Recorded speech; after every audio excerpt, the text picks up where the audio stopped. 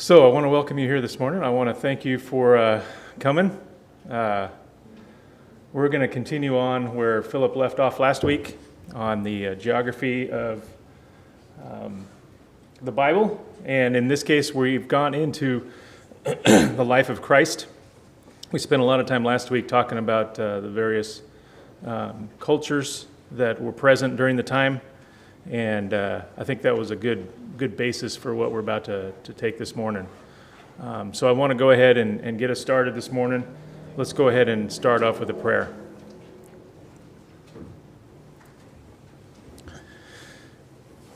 Our dear Heavenly Father, we want to thank you so much for this glorious and beautiful morning that you've given us.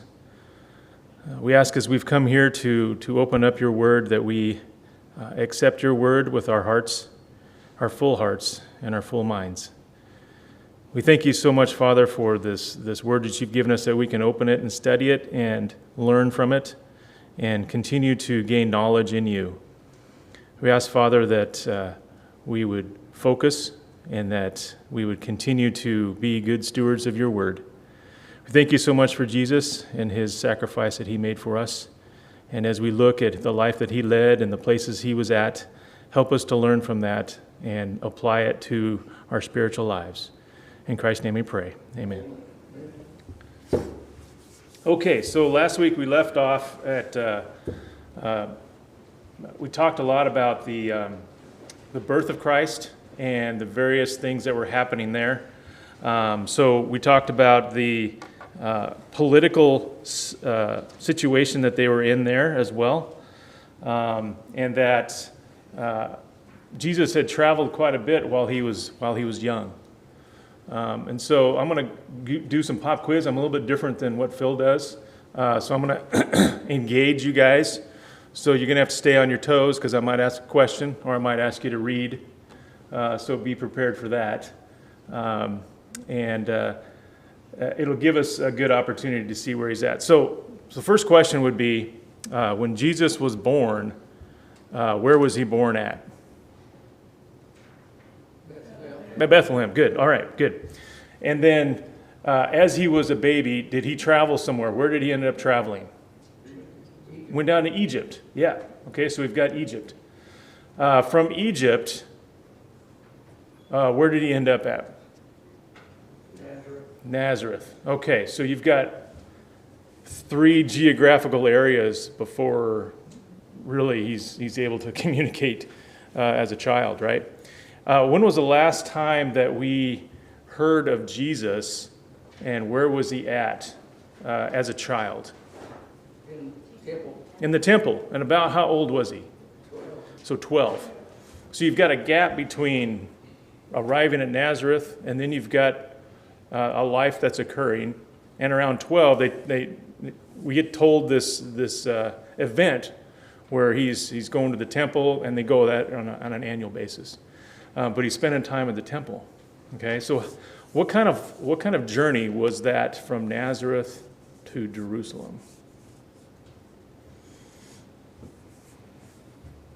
I think it was 7 days. About a 7-day journey. I mean, when you're traveling with family, probably, but it's pretty long. When you think about where Nazareth is at, Nazareth is kind of up near where? We're gonna tap your minds this morning. If you look at your geographical map, and I'll show you one here pretty soon, but when you look at your geographical map, where is Nazareth in relation to Jerusalem? Okay, directly north. Good. Directly north. And if we looked at the entirety of Israel at the time, what was kind of its measurements? When we look at the top to bottom, left to right, what kind of geographical area are we talking about? About the third of the size of Georgia or Alabama. Yeah, it's about the third of the size of Georgia, Alabama. So we say from top to bottom, it's about 75 miles.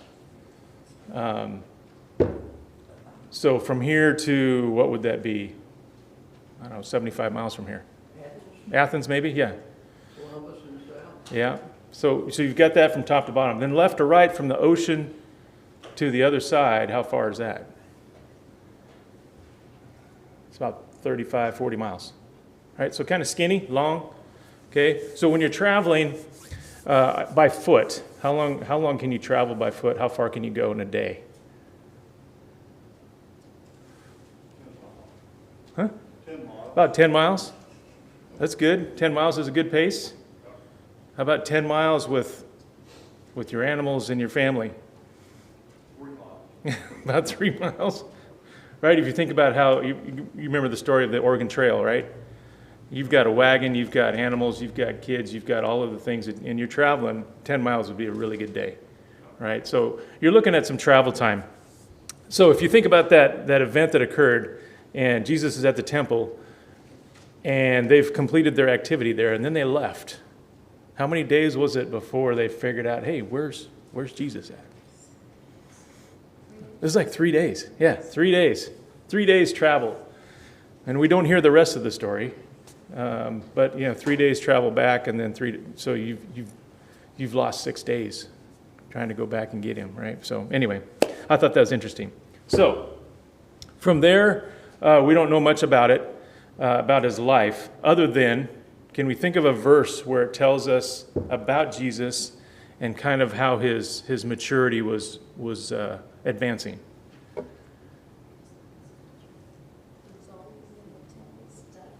He's in the temple studying.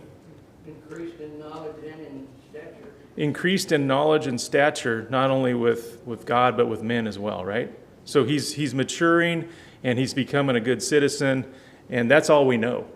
And that's all we know. So the next opportunity that we come up to is that, just for example, we're actually going to be using the Gospel of Matthew for most of this morning. So as we go through the book of Matthew, you'll see some various points that we stop at. When we get into Matthew chapter 3, we read about the next opportunity that we see Jesus after the temple. What do we see him at?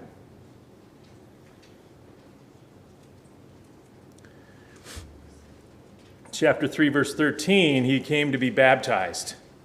Wow, that's a long, we're talking at least 20 years probably. Right, so 20 years of gap in there, and so he's traveling around. But in any case, so let's move forward. Okay, so when you're looking at the life of Christ, we talk about the wilderness of Judea that's down along the south near the Dead Sea, and that area is pretty rugged. I like the pictures that are up here that kind of show some of the rugged areas of it. And so when you look at that area, this is probably where Jesus was at. After he was baptized, he went off into temptation, right? So that's chapter 4 of Matthew. So he's off into temptation. And he took him into the wilderness to be tempted by the devil. After fasting 40 days and 40 nights, he was hungry. And so we go through that scenario. But this would be the area where he's at. Not very appealing from what I'm seeing. But that area down there is very arid, very dry, and rugged. And so you're in a scenario where, how many of you have fasted 40 days? How many of you fasted 4 days? I got to. It wasn't voluntary, by the way. You spend time in the hospital, you get to fast for 4 days. It's difficult. It's difficult. So you've got a scenario there. So Jesus was baptized, and then he was led off to be tempted. So in Luke chapter 4, 1 and 2, it also tells you there, as well as Matthew chapter 4 as well. Any questions and comments so far? All right. So moving forward. So when we look at that, after his temptation, Jesus typically spends his time up in the area of Galilee. All right, so when we look at that scenario, so look at that map visually again, and you're going, okay, from the wilderness of Judea up to Galilee. How far is that? And you're probably looking at close to 40, 50 miles, right? So you're going back up to the northeast side. So you've got the scenario where he's kind of located up there in the area of Galilee. And you've got a lot of the politics that we talked about last week is down in Jerusalem. So we talked about the various different sects of Sadducees, Pharisees, and there was another one I can't remember at the time. But all of those various political parties were kind of centralized down near Jerusalem. And so you've got the scenario where he's up in Galilee. The folks around Galilee were typically more of a humble type of people. They were not. I guess we could describe it as between living in the city and then living in the country, right? That'd probably be the best way to describe it. And so it's a different lifestyle, being an urban lifestyle versus being a agricultural lifestyle out in the country, right? So when you run across various people, even now, when I run across somebody who's maybe a native here, has been here in Georgia for a long time, very humble. They're very grateful for everything that they get.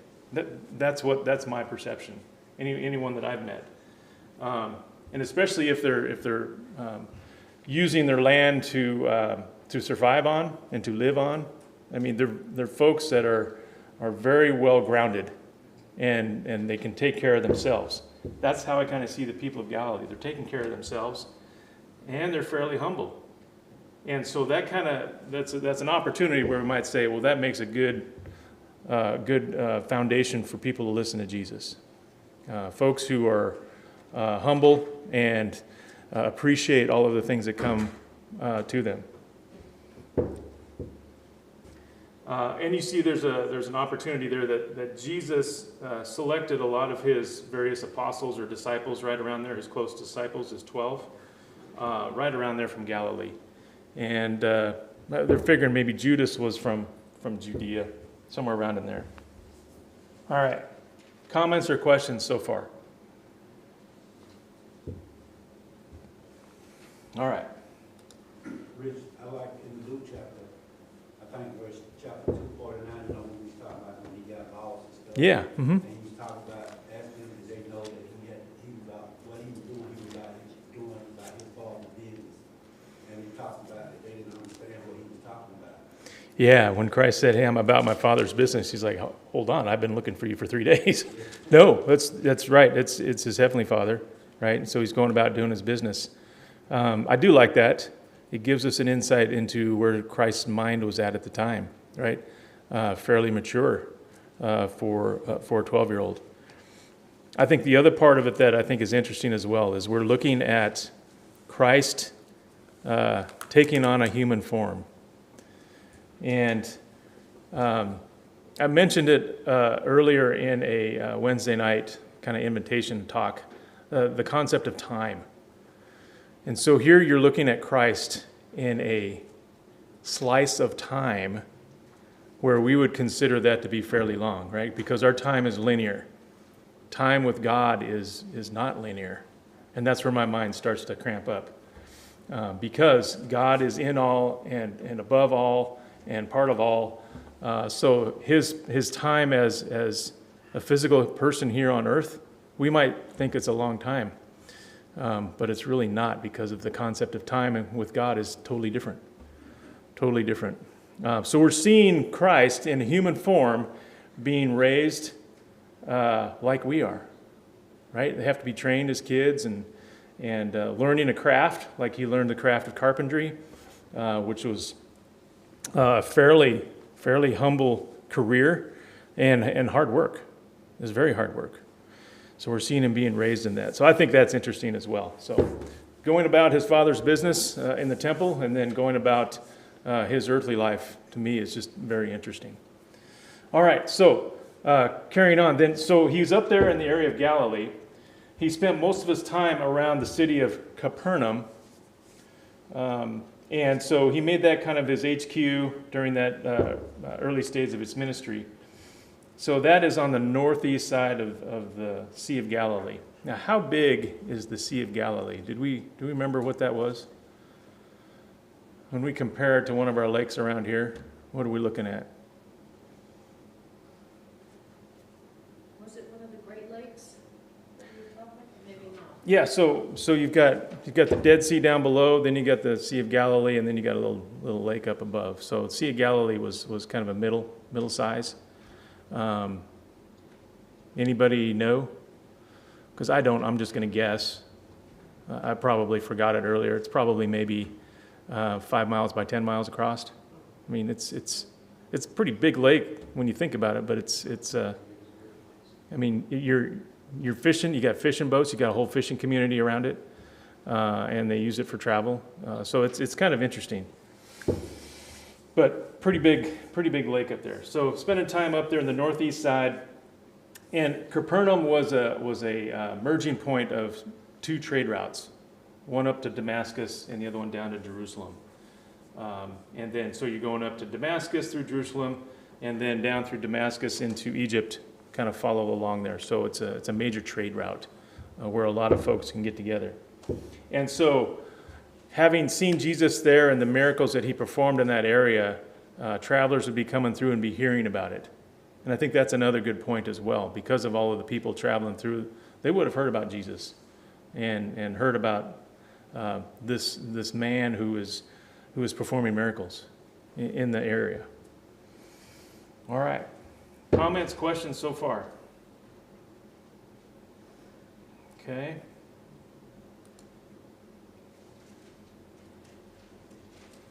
All right. So while he was there, all of the multitudes came to see him. And so when you read about all of the scenarios where Jesus is sitting there, he's teaching, and people are coming from all over the countryside to see him, to be healed by him. People are hearing about it. So remember, the trade routes, people are talking as they're traveling. And so like, wow, I heard about this man who's performing miracles and he's healing people. I know somebody who needs healed. Let's go. When I look at the impetus to pick up what you're doing and go see somebody that could be somewhere 10, 20, 30, 40, 50 miles away, and you're going to get on a journey and you're going to see him because you want to be healed or you need someone else healed. That's some great motivation. And I guess the question to me, how do we apply it today? How do we apply it today? We all have cars, don't we? Right? Sometimes we have a hard time getting across town because it's so far away. You know, I've had people tell me it's a long ways across Coweta. Yeah, it's a long ways. It might take you 15, 20 minutes, right? Or if you hear about it in Rhode Island, right? Everything's 20 minutes away. And if it's farther than that, it's a day trip, right? So we have to think about it in perspective of the motivation that these people had to come to Jesus where he was at. They're coming from all over, Syria, Galilee, Decapolis, Jerusalem, Judea, beyond the Jordan, Tyre, Sidon. So they're coming from all over. So you can kind of see all of the various regions that they're coming from. And the best thing about it is that Jesus had compassion on all of them. Right? He didn't refuse anyone coming to him. Even, right, as we'll learn later, even in some areas, these people might not even be of the Jewish heritage. They're probably Gentile. And so you've got that scenario too. So you've got Jesus who's accommodating to both the Gentiles and the Jews too. So I think that's interesting. Any comments or questions on that? You know, Rich, I think another thing is too, they went there for the healing. Mm-hmm. Then when they got there, they had the opportunity to hear God's word. So, you know, it was like a twofold thing. Yeah, exactly. They heard about the healing, so let's go do that. But then when you're listening to him, you're hearing something you've never heard before, and it's amazing. And I think that's part of it, where we'll listen to someone, we're like, that person's different, and what Jesus is teaching them is amazing, and that's why their ears are burning, because it's so great what they're hearing. And the fact that he's actually talking to folks outside of the Jewish heritage. Good, thank you for that. All right, so as we look through here, let me see here. Let me go through my notes.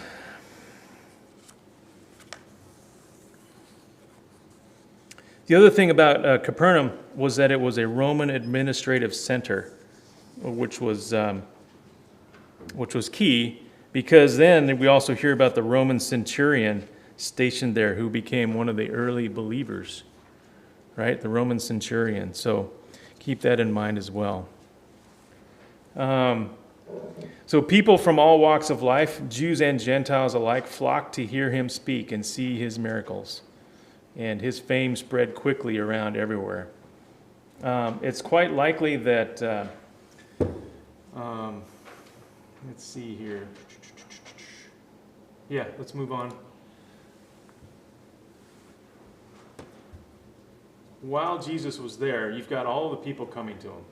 Everyone's coming to see him, to be healed, to listen to him. Do y'all get peopled out after a while? Let's say you've been working for a while and you get peopled out.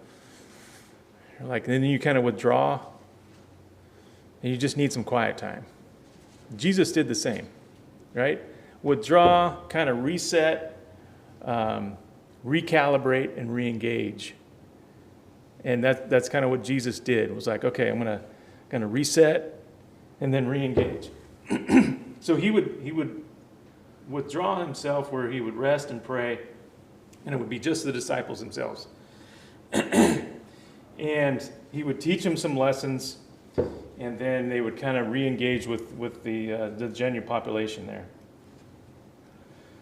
So all of the works that Jesus did around there, you'll see here, you've got areas of Chorazin, Cana, and Nain, and Bethesda.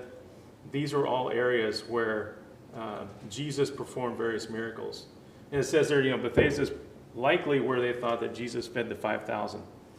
And so you can see, what I think is interesting about that, it's on the east side of the Jordan. So it's kind of on the northeast side of the Jordan, where Capernaum's kind of on that northwest side. So you see that there's a lot of things happening through there. Any comments or questions there? I have a visualization of feeding the 5,000, and I think that's amazing to me. Trenton? No, I mean, this point in the last one, it just makes me think about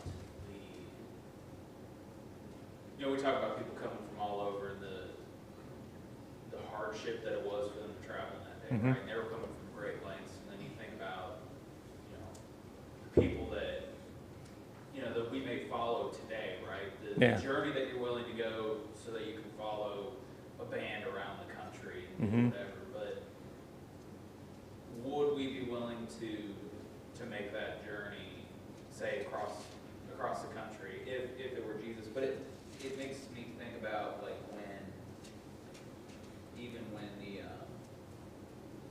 the paralytic, when they lowered him down Oh, yeah. through Yeah. the roof, Yeah. are we that pursuant of Christ? Mm-hmm. That's a good point. When you think about even that event, we're like, we need to get to Jesus. We can't get to him. He's in the house. I can't get to him. Let's cut a hole in the roof. Let's cut a hole in the roof and lower him down. That's amazing motivation and getting it through. But that's a good point. Are we willing to do that as well? Are we willing to do what it takes to be part of Jesus' life, right? Hopefully we don't have to cut through a roof, but it's a good example of folks going to the extreme to make it happen. All right, so you've got Jesus over there in Galilee and all the various cities that are around there. Okay, so continuing on. Samaria. Samaria is typically the area, right, just south of Galilee before you get to Jerusalem. Okay? And so it's interesting there because what is it about the Samaritans? Why are the Samaritans so hated? Anybody understand that one? They were kind of considered a mixed breed people. Mm-hmm. Yeah.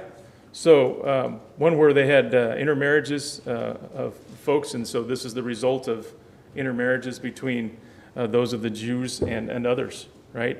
And so there was this general hatred of them by the Jews, which is unfortunate, but it was so bad that they would actually cross the river, skip their county or their countryside, and then come back in on the other side. The amazing part about that is that Jesus walked right through it, right? And so that would be another thing where people are going, what? Jesus went through Samaria? Why? Right? And so you see the event there where he talks to the woman at the well. That event is actually quite interesting because you got the well, you've got him actually talking to a woman, and you've got him in the country of Samaria as well. So Jesus took his disciples through Samaria on a few occasions and met the woman near the city of Sychar, there in John 4, and then right near the well of Jacob. Jacob, that's an old well. That's an old well that was obviously it was dug by hand. He didn't have a drilling rig out there making that well. Somebody dug that by hand and it's still there. I think that's amazing too. Someday we'll get an opportunity to see that. All right, so you've got the area of the Samaritans. And how was the reception from the Samaritans of Jesus? She was very surprised that he would interact with her. Yeah, very surprised. And what did she do? She went and told all her friends, right? And they came to see him as well. So that's another opportunity where if we hear something amazing, especially about Jesus, are we willing to share it as quickly as they did? All right. Decapolis. Decapolis is over there on the east side of the Jordan, and typically it was occupied by various Greek heritage folks, right? And then the Romans kind of renewed it as well to kind of help them strengthen their hold over the land, right? So Jesus taught to the Jews living in that area, and then you've got a couple other miracles that occur there. So healing the demonic, and then he went and told all of the great news to all of his friends as well. So he's got quite a geographical area that comes around here. Decapolis is a group of 10 Hellenistic cities. Hellenistic is Greek-based, right? Hellenistic cities, and the Greek culture was deeply influenced in those cities, and a large Gentile population. Jesus talked about the lost sheep of Israel in his ministry over there. And we did hear about the man who was possessed by demons, and that was a scenario where he threw the demon into the herd of pigs, and they all fell into the sea. Okay. And I think this is the other part where it shows another opportunity where Jesus influenced the Gentiles, and that they were receptive as well. And so it's a good opportunity to see all of the various folks in the various geographic areas that are receptive to Jesus. All right, we got to get moving. Tyre and Sidon, over on the seaside. And so you've got a woman of Canaan who came to Jesus, asking him to heal her daughter, who came from Phoenicia, Syrophoenician. Tyre and Sidon were the main two cities there, and the Romans end up taking a part of that. But the interesting part here is the woman was not a Jew, but of Greek descent, maybe some Canaanite ancestry as well, but took an opportunity to go see Jesus while he was there. The coastal cities, and I guess the lesson here is that even though this woman was a person of non-Jewish descent, what was the impact of Jesus on her? And what was Jesus' response to her? So if we look at Mark chapter 7, verse 24 through 30, you're going to see that Jesus commends her on her faith. And so we can see that even not being a Jew of Jewish descent, you've got a Gentile here who has great faith, and Jesus commends her on her faith. That's kind of a big deal. And so you can see that his mission was beyond Israel to include the Gentiles as well. Comments, questions there? Yeah, no, Rich, I think in the other parts of the scripture, it talks about, Jesus did things Mhm. He said that they had, he could see that and know and understand that they had faith to believe those things. Yeah. So if it's so many examples in the Bible that we could, draw contrast to that. That is an excellent point. Faith is.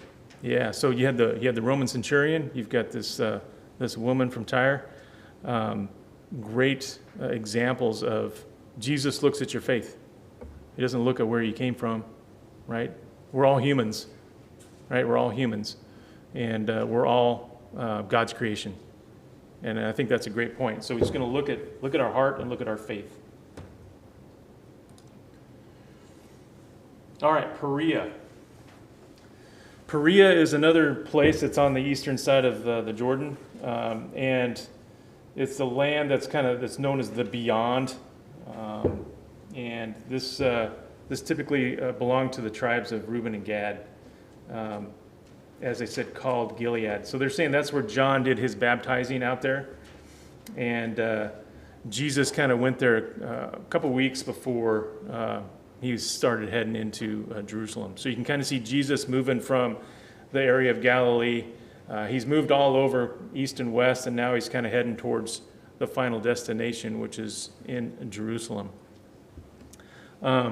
This region had a mixed population of Jews and Gentiles, and he did some ministry down there as well. So you see that in John chapter 10. 40 through 42. All right, moving through the rest of it here. So you see Perea, and you see Judea there, and then you're going to see where Bethlehem and Jerusalem are there on the west side of the river. Okay, so he's going to head towards Jerusalem, and as we move in there, we'll see that Jesus, in the last days before his crucifixion, he spent time in and around Jerusalem. And he did some miracles there. One of them was Lazarus. So Lazarus was, we might think of it as kind of a private event, but there's a lot of people there when Lazarus was raised. And there's a lot of people who knew Lazarus. So when he was raised, what kind of influence did Lazarus have? Probably pretty decent amount of influence, right? And so you've got that located in and around Jerusalem. Bethany on the eastern slope of the Mount of Olives, about 2 miles southeast of Jerusalem. And then you can imagine the footpath going over there as well. From this vantage point, Jesus could look over the city, and he talked about its destruction. And then you've also got the Garden of Gethsemane, and you've got the area where he was crucified. So in these last days, you've got the Mount of Olives, right east of it, and it's divided by a deep ravine, which is between the city and this Mount of Olives. And the brook of Kedron flowed through there, and it's got a nice vantage point. It's about 250 feet higher than the temple. So great view, and you can kind of see where it's an opportunity to kind of view the countryside as well. Garden of Gethsemane, somewhere in the slopes of Mount Olives, and that's where Jesus prayed before the mob came and took him. And then after his resurrection, he walked the peak of Bethany with his disciples, gave them commission. That's where he was also ascended. All right. So as I was going through this, I'm going, here's another scenario. The road to Emmaus. Where was that? Where's Emmaus? Great question. That was a pop quiz. I wasn't expecting that one. I like that because the road to Emmaus is in Luke, and it's a nice event that occurs where Jesus is talking to some travelers who have witnessed the crucifixion and were amazed by everything that happened. I looked for it. The actual location is something to be debated, but it's somewhere around 7 miles around Jerusalem. Jesus said his ultimate destination would he meet his disciples in Galilee, and so it's probably somewhere in the area kind of north of Jerusalem, somewhere in those areas. There's a couple different areas that folks have pointed to, but I did like that, right? The road to Emmaus. Emmaus is mentioned, And there's speculation on where it's actually at, but it is a city. Okay. All right, so we talked about the life of Christ. Jesus died, was buried, and was resurrected in the area there. And then you've got some graphics there that's going to show how it happens, right? So in 1 Corinthians 15, 3-4, you're going to see Jesus dying, he's buried and resurrected. And then, of course, how are we impacted by that? It's through baptism, right? So through baptism, Romans 6, 3-6 tells us that we contact the blood of Christ through our death as the old man dies, and we're buried under the waters of baptism, and then risen again to a new life. And so I think that those are all good things to remember. The life of Christ was all over the place. He was all over the region, and it was a large region. When you're walking it, that's a lot of footsteps. That's a lot of steps. I'm sure he did more than 10,000 in a day. Okay, so a couple pop quizzes. Let's see how far we can get through this. We've got 8 minutes. All right. Let's see here. Those remaining. Where's it going? Got that. Oh, I'm going backwards. Sorry. I'm clicking on the wrong side. Here we go. We're going to continue on. Okay.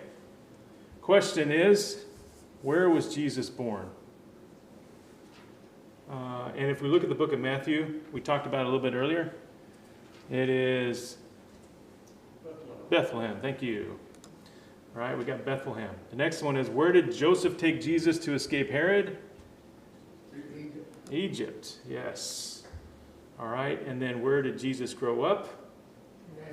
Nazareth. Okay, so you've got those in the book of Matthew, and those are the verses that we can pull that from. All right? More pop quiz. Where did he begin his preaching? Where did John the Baptist begin his preaching? Wilderness of Judea. Okay?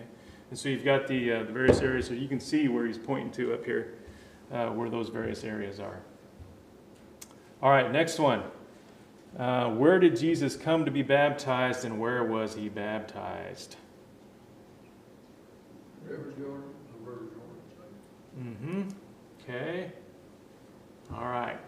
He's in Galilee, and then he was baptized in the Jordan River. So Matthew 3:13. And then where did the Spirit lead Jesus to be tempted? Off to the wilderness. Yes. So off to the wilderness.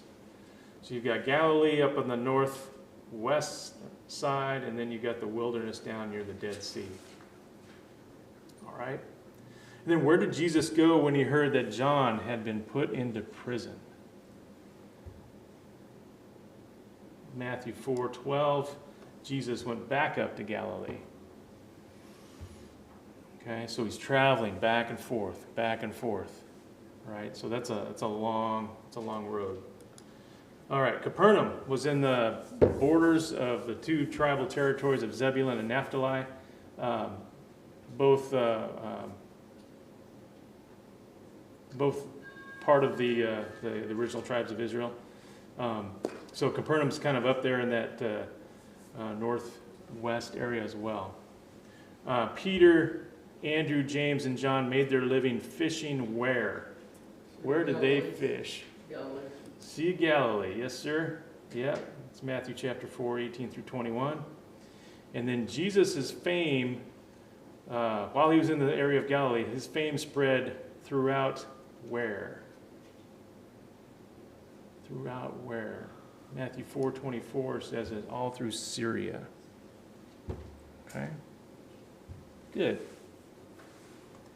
All right, and we talked a little bit about this as well. Multitudes followed Jesus from where? If he was up in Galilee, where did the multitudes come from?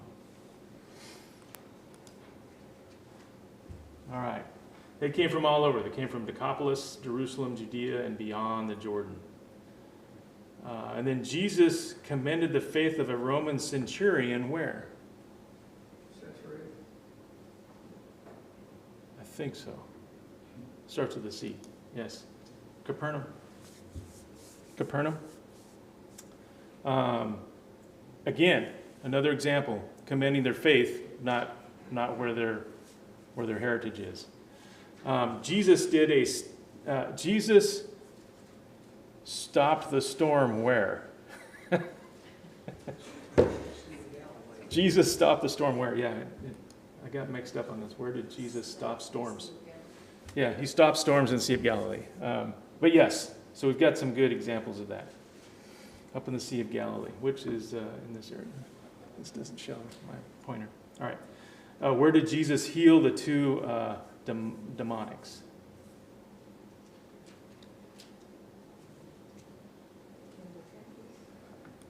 All right. In the country of Gergesa, on the other side of the Galilee, and so that's going to be on the western side of Galilee. On their first preaching tour, where did Jesus send the disciples? We talked about the lost sheep. Where did he talk about the lost sheep? Lost sheep of Israel are over in this area on the west-hand side. Perea. Right. Okay, and then Jesus, where did Jesus tell them not to go? Where did Jesus tell them not to go? Matthew 10:5. Not to go the way of the Gentiles or in the cities of the Samaritans. So that's interesting, right? He told them not to go that way, but then again, they did pass through a couple times. Right? So just asking the disciples to spend time with their heritage, with their Jews. All right. In what cities would it be better for those cities to reject Christ's disciples? Matthew 10:15.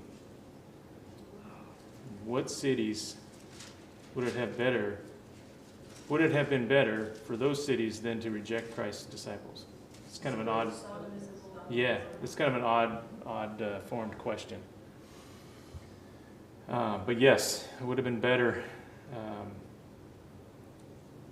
for those cities. All right, and then what cities did Jesus pronounce his woes unto? Chapter 11, verse 21.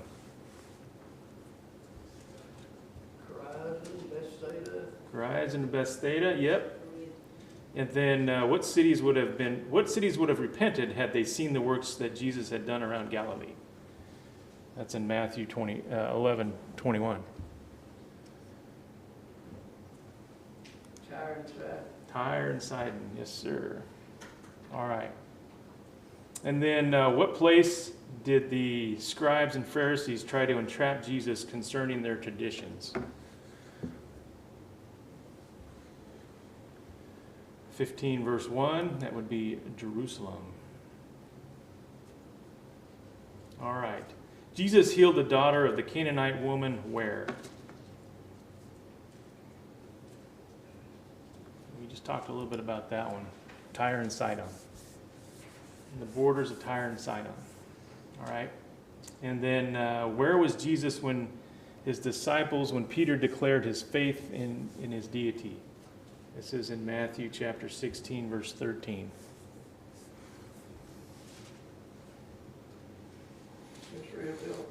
Caesarea Philippi.